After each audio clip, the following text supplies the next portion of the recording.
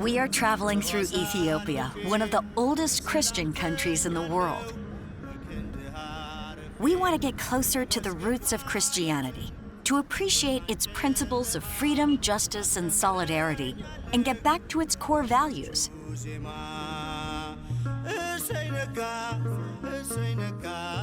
Man's longing for God is revealed in his spiritual experience. The soul of man seeks the higher good, a return to the source of life, and to the spiritual homeland. Man's striving for God is at the same time a striving for himself, his humanity. And the birth of God in the human soul is the true birth of man. The words of the Russian philosopher Nikolai Alexandrovich Berdyaev are imprinted somewhere in our minds. We are searching for confirmation of his words here in the Ethiopian Γκεράλτα Mountains, far away from our home. No luggage, in search of ourselves in the lands of Tigray.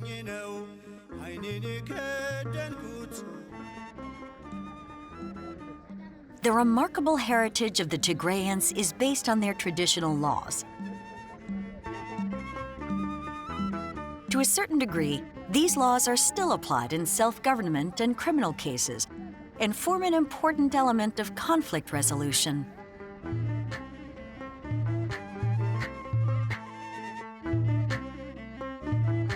The Tigrayans are predominantly Christians with an Orthodox majority and a Catholic minority. Before their acceptance of Christianity, most Tigrayans worshipped a number of pagan deities, including Utu, the sun god, and Amaka, the moon god. Certain Tigrayan tribes also practiced Judaism. Of the polytheistic kingdoms, Demit and the early Aksum kingdom were the most well-known. At the end of the 3rd century, Christianity became the predominant religion of the Tigrayans when the Aksumite king Ezana proclaimed it to be the state religion. With the advent of Islam and to avoid conversion, the Tigrayans moved away from the coastal regions into the mountains. Today, the Tewahedo Orthodox Church is dominant in most regions, particularly in rural areas. With over 50 million believers, the Ethiopian Tewahedo Orthodox Church is the largest of the Eastern Orthodox churches. As we venture deep into Tigray, we become increasingly fascinated with the history of Christianity in this part of the world. Tigray is home to 121 churches carved out of the very rock. They are believed to be the largest group of rock-carved architectural monuments in the world.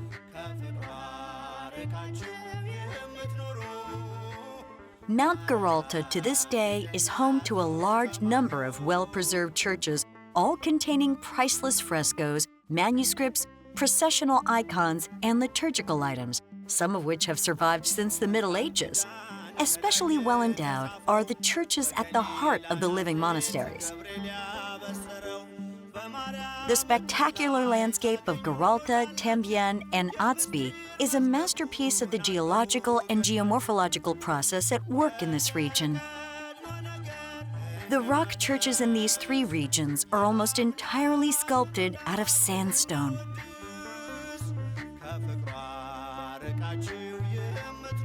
The sacred landscape of Γκεράλτα was sculpted by millions of sedimentary rocks and sandstone, some of glacial origin. These sedimentary rocks have provided shelter to 28 churches carved out of the very rock. We are met by the sight of a series of tall mountain formations ranging in hue from yellowish to pink and purple. They have a very fine to medium granular structure, rich in quartz. Mount Γκεράλτα consists of a long ridge with almost vertical sides. These steep pillars are the last remnants of a dense sandstone plateau which today is seriously eroded. The mountains in front of us have been freely sculpted by glaciers and lava. In some places, basalt lava has penetrated through the cracks in the sandstone. Sandstone erodes more easily than the basalt, leading to the formation of narrow passages leading through the rock massives, which serve as natural staircases to some of the churches. The rock churches of Γκεράλτα are located at an altitude of between 2,100 to 2,500 meters above sea level and are carved into different strata of sandstone, from the bottom upwards. These rock monuments were carved at different times in history over a period of 1,500 years, ranging from the 5th to 14th century AD. They are hidden within the spectacular landscape, and access to them is more than challenging. We have a difficult climb ahead of us, with vertical rock faces and narrow ledges overlooking deep chasms.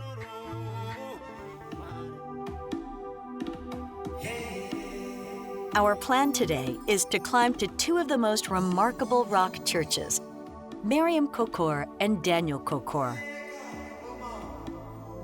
The guide warns us that they are difficult to reach, but still a lot easier than Abuna Yamaraga, the least accessible of the churches.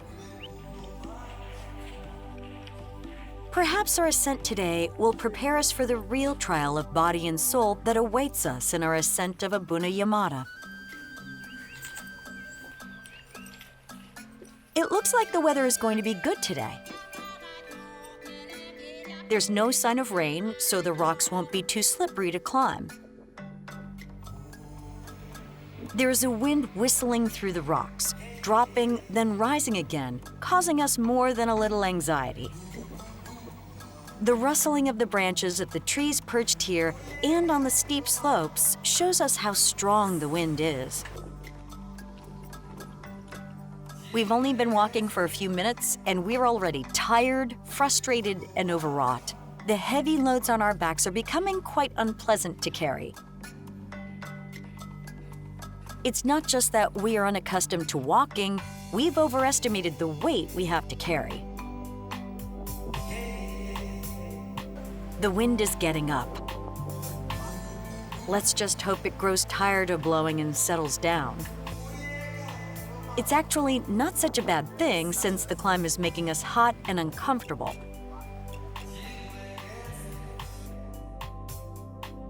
We've taken more luggage than was sensible. Just at the moment when you're ready to go back down and look for help in the village, a boy appears. He offers to carry some of our heavy luggage in return for a few burrs. The boy is a student, and in his spare time, he helps tourists like us. We carry on along the path for a few more minutes, and we encounter a group of men. We are told that they wait here to guide tourists to the peaks of the rocks where the churches are hidden.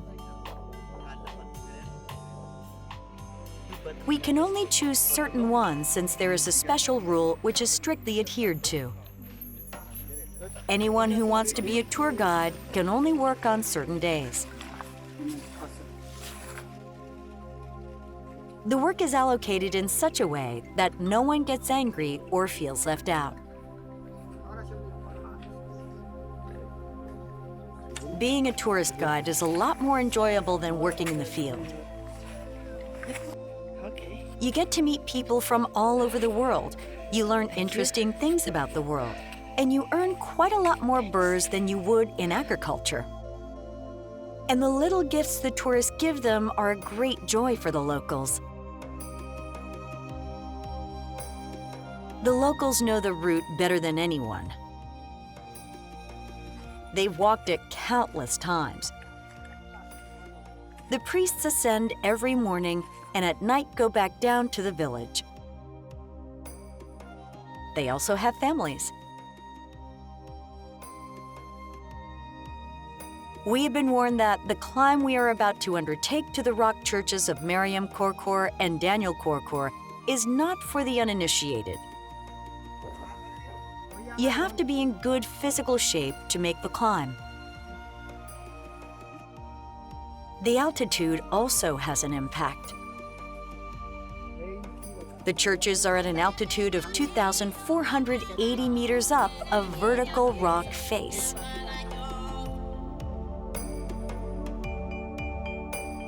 The route to the top is extremely steep, and it takes experienced locals around 45 minutes starting from the valley south of Migab. From the outset, it's clear that we're going to need more time.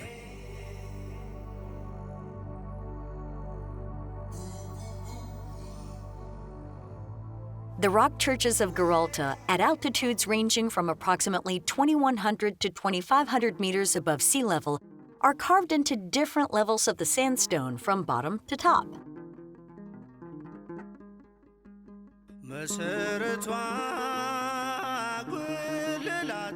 They were carved at different periods between the 5th to 14th centuries AD. Some of the earliest churches may originally have been carved as tombs during the period of the Aksumite Empire, sometime prior to 700 AD, then converted for religious use at a later stage.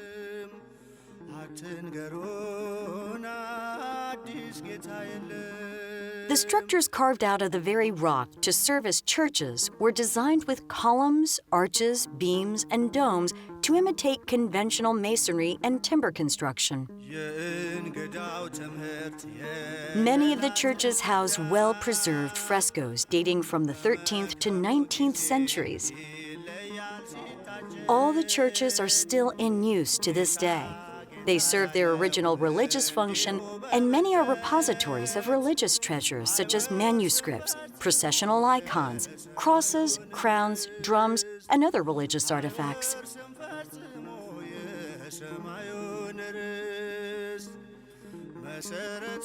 We feel as if we've been climbing forever. Our guides are very responsible. They take good care of us and gradually take almost all our luggage to carry themselves. They offer us their hands on the steep sections and wait for us to catch our breath. At times, it's embarrassing to see how agile and energetic they are compared to us, and how difficult we're finding the ascent up the rocky paths. We reassure ourselves that the main reason for this is the altitude. When you set out on a walk like this, certain things like the length and gradient of the slope, as well as your walking technique, affect a number of biomechanical and physiological characteristics. The most important of these are your walking pace, frequency of breathing, heart rate, and metabolism. When attempting slopes like this with a gradient of more than 60 degrees, physical condition and level of training are key. One basic rule is that you have to pace yourself according to the physical load defined objectively as the frequency of cardiac contractions. Your heart rate should be a maximum of 120 to 140 beats per minute. This regime provides the body with the oxygen it needs.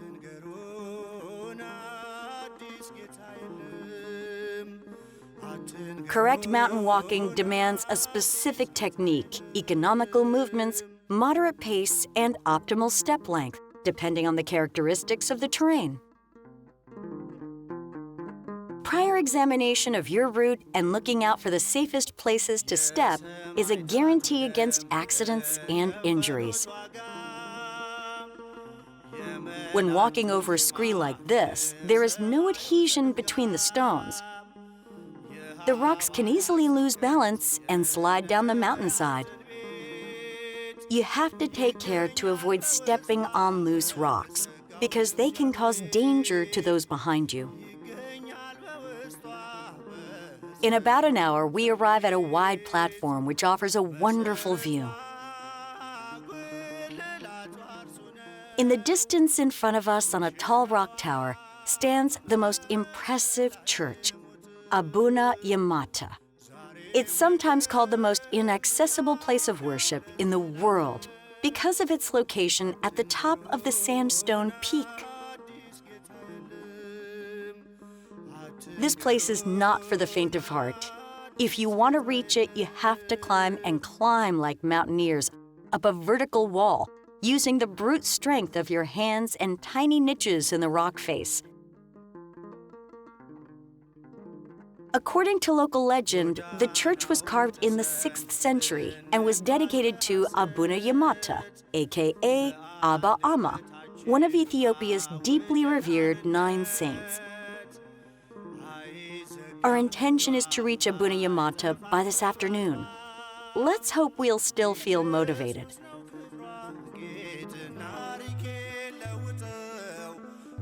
We take a few minutes rest, then the guides invite us to carry on. The mere sight of the step cliff sets my heart pounding uncontrollably.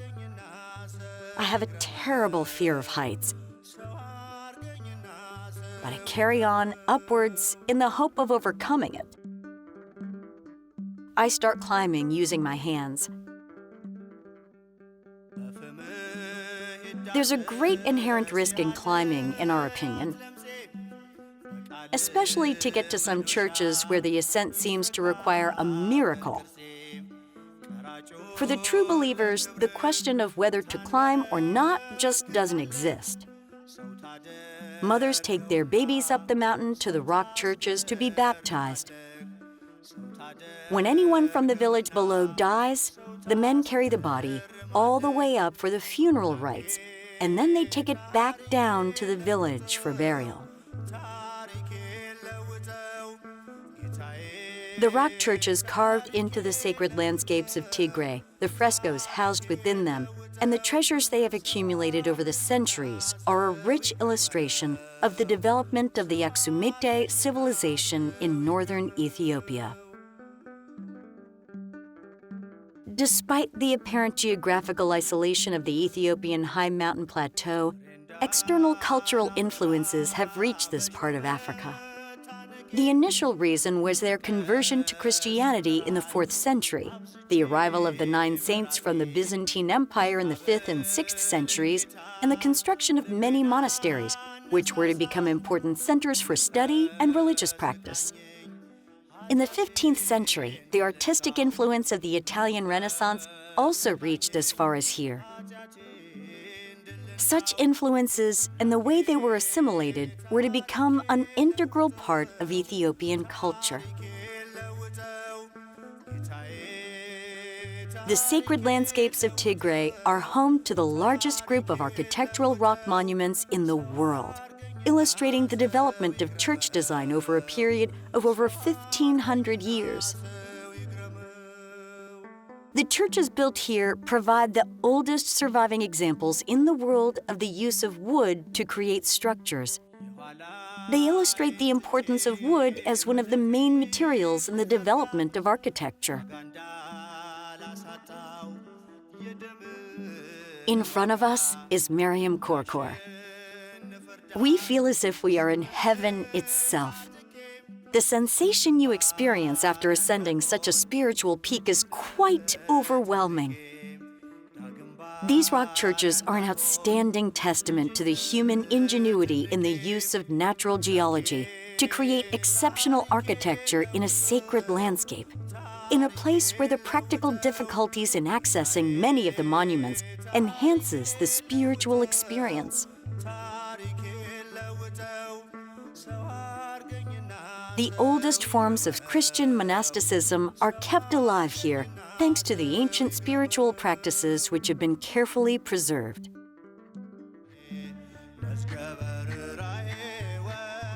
Mariam Korkor is carved at the foot of a white sandstone cliff north of the old Mariam Korkor rock church. For all the churches here, only the priest is permitted to bear the key to the front door. If the priest cannot be found, no one can enter the church. So it's not a good idea to come here on market day. check to see what day the markets are held and bear it in mind when preparing your journey.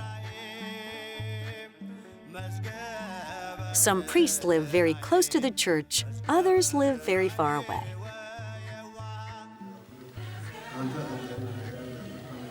The service usually starts at 10 o'clock in the morning and lasts until 3 o'clock in the afternoon. It's best to be in church before the service begins.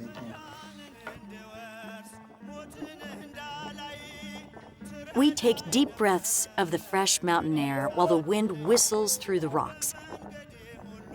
We are in a unique place, as picturesque as a fairy tale and as holy as a parable. Tigrayan churches are some of the oldest Orthodox churches in the world, dating back to the 5th to 6th centuries AD.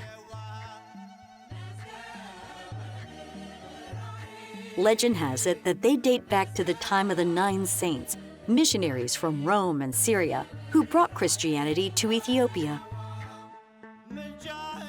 It might not just be a legend. Radiocarbon dating of manuscripts believed to have been written by Abba Garima, one of the 9 saints, does indeed suggest a time period of the 5th to 6th century AD.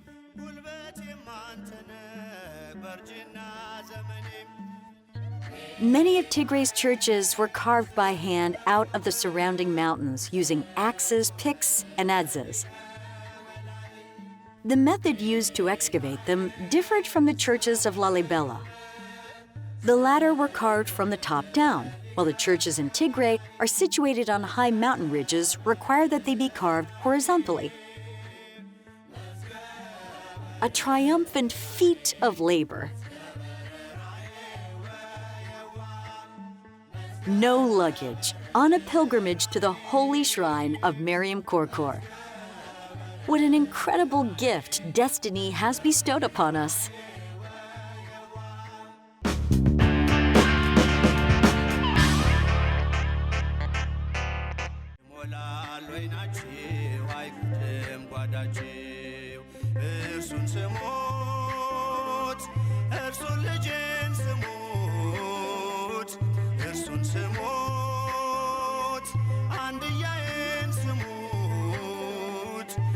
Mola loina chi, wai kutlem guadachi.